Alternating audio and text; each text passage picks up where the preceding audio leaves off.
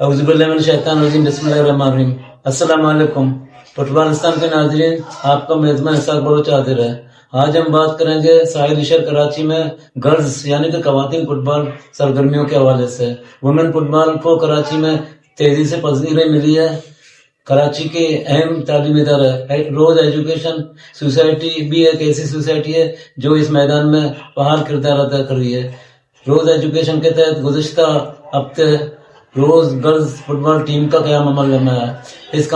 اس club کے سربراہ سر انور علی بٹی صاحب ہیں، جو اپنے ایجوکیشن سوسائٹی تک فٹ بال کی الگرگرمی تربیتوں کو فروغ دینے میں آگے رہتے ہیں۔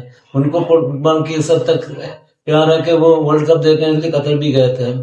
روز ایجوکیشن سوسائٹی کی دیگر سرگرمیوں کے ساتھ اب گرلز فٹ بال میں آنا ایک نیک پہل ہوگا۔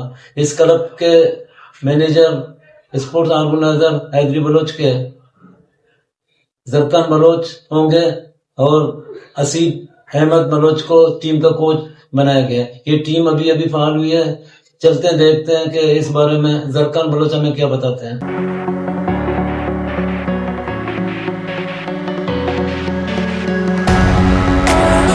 ناظرین، اس وقت میں موجود ہوں لیاری کے معروف ککری فٹ بال گراؤنڈ میں، جہاں پہ آپ دیکھ رہے ہیں کہ لیاری کی بچیاں فٹ بال کی ٹریننگ میں مصروف العمل ہیں۔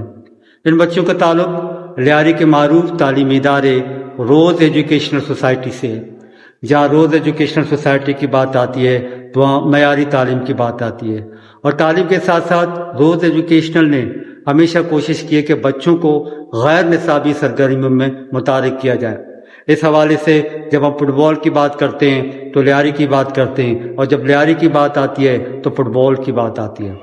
روز ایجوکیشنل سوسائٹی نے لیاری کے اس پہلو کو اجاگر کرنے کے لیے جہاں پر بچوں کے لیے، جہاں پر بوائز کے لیے فٹ بال ٹیم تشکیل دی ہے، تو وہاں پہ گرلز کو بھی اس سے محروم نہیں رکھا ہے۔ تو آپ دیکھ رہے ہیں کہ لیاری کی یہ بچیاں روز ایجوکیشنل سوسائٹی کے طالبات کتنی مہارت کے ساتھ یہاں پہ فٹ بال کی ٹریننگ کرتے ہوئے نظر آ رہی ہیں۔